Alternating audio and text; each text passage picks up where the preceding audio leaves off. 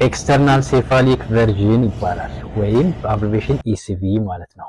እንግዲህ አንድ ጽንስ በትክክለኛው አቀማመጥ ሳይመጣ ሲቀር ትክክለኛው የጽንስ አቀማመጥ በጭንቅላት ሲሆን ነገር ግን አንዳንድ ጊዜ ከ103% የሚሆኑት ወይም ደግሞ 4% የሚሆኑት እናቶች ላይ የአቀማመጥ ችግር ይከሰታል። ይህ የአቀማመጥ ችግር ብሪች ፕሬዘንቴሽን ተብሎ ይጠራል። ብሪች ፕሬዘንቴሽን ማለት ጽንሱ በቂጡ ሲመጣ ወይም ደግሞ ቁጭ ሲል ማለት ነው።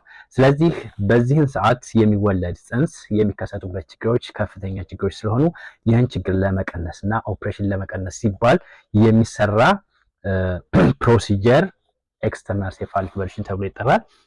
ይህ ፕሮሲጀር ማንኛውም ሰው በማንኛውም ቦታ የሚሰራው ፕሮሲጀር አይደለም። መሟላት የሚገባቸው ብዙ ኮንዲሽኖች አሉ። ከነዚህ መካከል ትሬንድ በሆነ ኦብስቴትሪሻን ኤንድ ጋይናኮሎጂስት ነው መስራት ያለበት። በተጨማሪም ኦፕሬሽን ሊሰራበት በሚችል የሄልዝ ፋሲሊቲ ሆስፒታል ወይም ደግሞ ፕራይቬት ክሊኒክ ከሆነም ኦፕሬሽን ሊሰሩ የሚችሉ የፕራይቬት ክሊኒኮች ሊሰራ የሚችል ሲሆን እናቲቱና ጽንሱ ሞኒተርድ መሆን አለበት። ኢንኬዝ ኤኒ ኮምፕሊኬሽን ወይም ሳይድ ኢፌክት ቢከሰት ኤርሊ ፒክ አድርጎ ኦፕሬሽን መግባት አለባት ማለት ነው። ስለዚህ ይሄ ኤክስተርናል ሴፋሊክ ቨርዥን ተብሎ ይጠራል።